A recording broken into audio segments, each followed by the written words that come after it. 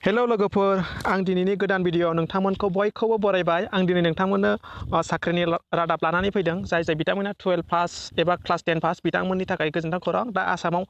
मा साख्रि एप्लाइ जागासिनो दं बिनि सोमोन्दै आं नोंसिनो दिनै खोन्थागोन भिडिअखौ नोंथांमोना जोबजासे नायबानो जाबाय नोंथांमोना बेयाव नुखादों इरिगेशन डिपार्टमेन्ट बेयाव टोटेल 6348 पस्ट आरो नै आसाम पुलिस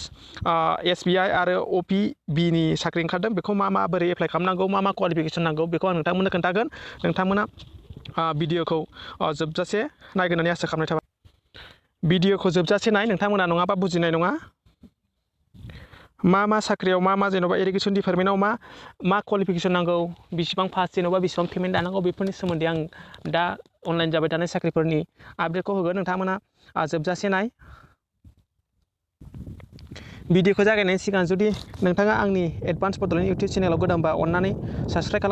खालामनो थाखाय नैबेयाव गोजा साबस्क्राइब बटन नुखागोन लोगोसे नैबे साइडआव बेल आइकन फैबा बेल अलाव होनानै ला जाहाथे आं बिदिनो गोदान भिडिअ हगारोबा नोंथांमोना गिबियै नुनो हायो आरो बिनिफ्राय नोंथांहा मुलाम्फा जायो बिदिनो आं गोबां साख्रिफोरनि आपडेट स्कलारशिपफोरनि आपडेट बा स्किमनि आपडेट होयो बेनिखायनो नोंथांमोना चेनेलखौ साबस्क्राइब खालामला नोंथांमोना नैबेयाव मेरला आं भिडिअ हगारनाय दं बेखौबो नायनो हागोन थ' जों दानिया भिडिअखौ जागायदिनि भिडिअआ एसे गोलाव जानो हागौ थेवबो नोंथांमोना नायलांबाय था नङाबा जेबो बुजिनाय नङा दाना दुना नायोबा फार्स्टनिफ्रायनो नायनानै ला फार्स्टआव जों इरिगेशन डिपार्टमेन्टनिखौ नायनोसै बेयाव मा साख्रि जेनेबा मा क्वालिफिकेशन नांगौ बिनि सोमोन्दै जों रायलायगोन गिबियाव बेयाव नोंथांमोनहा नुदों नै irrigation department Assam recruitment 2020 apply online for 643 बेयाव टटेल पस्ट दङ बेयाव मा बिनि सिङाव नै junior assistant section assistant and आदार पस्ट दं बिनि सोमोन्दै जों रायलायगोन नोंथांमोना जोबजासे नाय बिनि सिङाव दं नै बेयाव साबअर्डिनेट इन्जिनियार ग्रेड 1 बेयाव 21 टा पस्ट दं बिनि क्वालिफिकेशना मा नांगौ नै नोंथांमोना बेयाव नायनो हागोन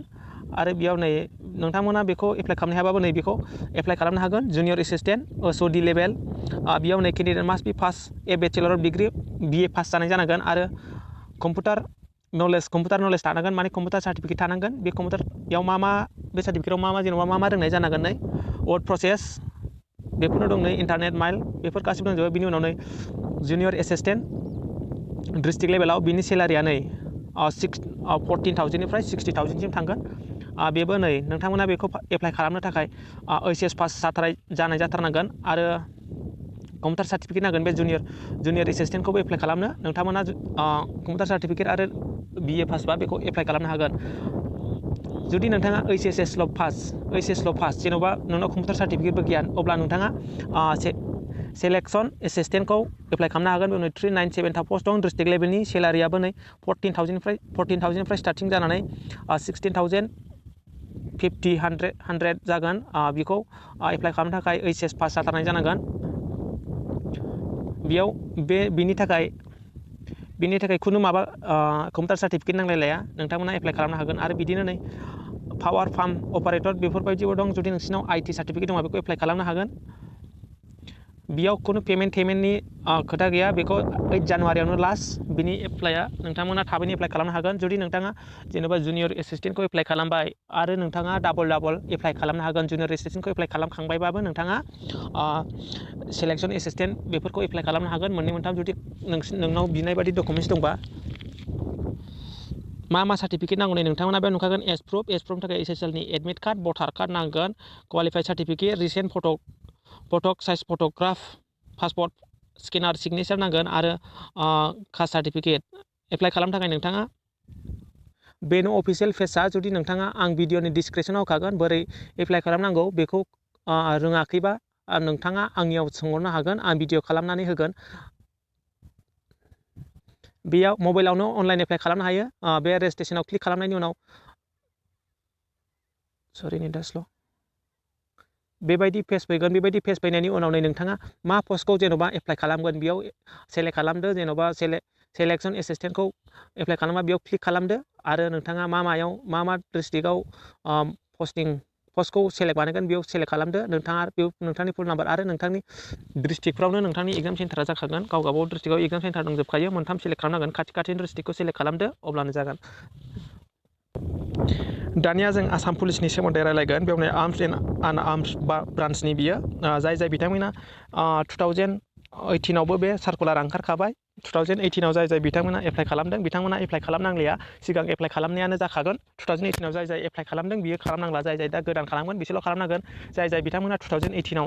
एप्लाइ खालामखाबायमोन बे पस्टखौ बेखौ एप्लाइ बिथांमोना खालामनांला सिगां खालामनायानो जाखागोन मा क्वालिफिकेसन नांगौ बिनि सोमोन्दै जों रायलायगोन बेयाव नै क्लियारलि लिरनाय दंखायो बेखौ 25/4/2018आव एप्लाइ माबा बे सार्कुलारखौ हगारखादोंमोन जाय एप्लाइ खालामदोंमोन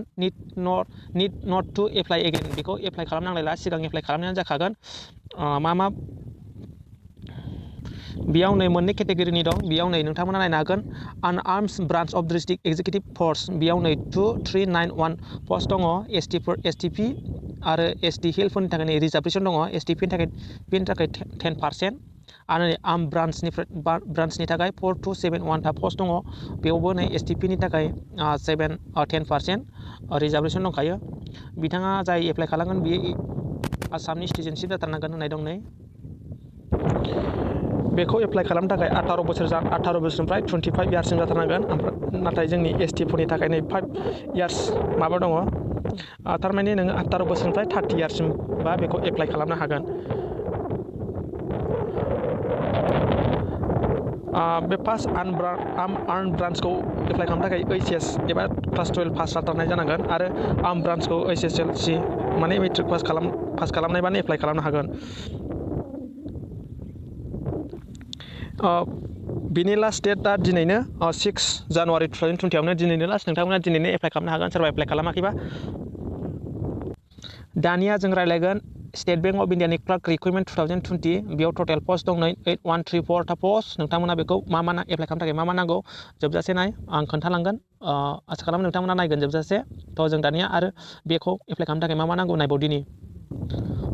बेनि लास्ट डेट एप्लाइआ नै 26 जानुवारि 2020आवनो नोंथांमोना एप्लाइ खालामनो हागोन थाबनो जेनेबा मा पस्ट दं मा नांगौ बिनि सोमोन्दै जों गाहायाव नायबावगोन बेयाव नै बेयाव दं बिनि पस्टनि नामा जादों junior associated customer support and sales बिनि टटेल पस्टआ दं जाहैबाय 8134 पस्टआ दं जोंनि आसामाव नै 182 पस्टआल' दङ टटेल जोंनि नर्थ इस्ट रिजनाव नै 375 था पस्ट दं जोंनि नर्थ इस्टआव आसामखौ लाफानानै नोंथांमोना मा क्वालिफिकेसन नाय बेखौ नायनो हागोन बेखौ एप्लाइ खालामनो थाखाय 20 इयार्सनिफ्राय 20 इयार्सनि गाहायाव जानो मोना आरो 28 इयार्सनि गोजौआव जानो मोना एसटि जेन'बा एसटिफोरनि थाखाय 5 इयार्स एसनि माबा दं रिलेक्सेसन एसटिफ्रा 28नि बोसोरबा बाराबाबो एप्लाइ खालामनो हागोन बेखौ एप्लाइ खालामनो थाखाय ग्रेजुवेट जाथारनांगोन मानि BA पास जानांगोन होमबासो बेखौ एप्लाइ खालामनो हागोन नोंथांमोना बिनि सेलारिखौ नायनो हागोन नै बेसेबां स्टार्टिंफ्राव बेसे ग्रेड पे एरि दङ सेलेक्सन प्रसेसआ नै बेयाव खननै टाइपनि एग्जाम जागोन नै सेलेक्सन प्रसेसआ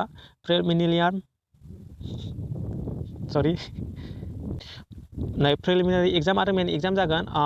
एग्जाम सेन्टारा नै डिब्रुगड़ गुवाहाटी जरहाट सिलचर तेजपुराव जागोन जोंनि आसामाव एप्लिकेसन फिसआ नै OBC जेनेरेलफोरनि थाखाय 750 दानना हरनांगोन जोंनि एसटिफोरनि थाखाय 125 चार्ज दानना हरनांगोन बिनि लास्ट डेटआ 26 जानुवारि 2020आवनो नोंथांमोना एप्लाइ खालामनो हागोन आसाम पुलिसनिया दिनै 6 जानुवारि 2020आवनो लास्ट नोंथांमोना एप्लाइ खालामनो हागोन भिडिअखौ माबाफोर बुजियाखैबा नोंथांमोना कमेन्ट सेक्सनाव थांनानै कमेन्ट खालामनो हागोन आरो नोंथांमोना बिनि लिंकखौ मोनाखैबा कमेन्ट सेक्सनाव सोंहरनो हागोन एप्लाइ खालामनो रोङाखैबा कमेन्ट सेक्सनाव सोंनो हागोन भिडिअखौ मोजां मोनदोंबा लाइक खालाम लोगोसे आंनि चेनेलाव गोदानबा अन्नानै आंनि AdvBodoland इउटिउब चेनेलखौ साबस्क्राइब खालामनो थाखाय बेयाव गोजा साबस्क्राइब नुखागोन आरो बेयाव बेल आइकन फैबा बेलाव होनानै ला दिनैनि भिडिअ एसेनोसै माबाफोर बुजियाखैबा कमेन्ट सेक्सनाव कमेन्ट खालामनानै सोंहरनो हागोन थेंक इउ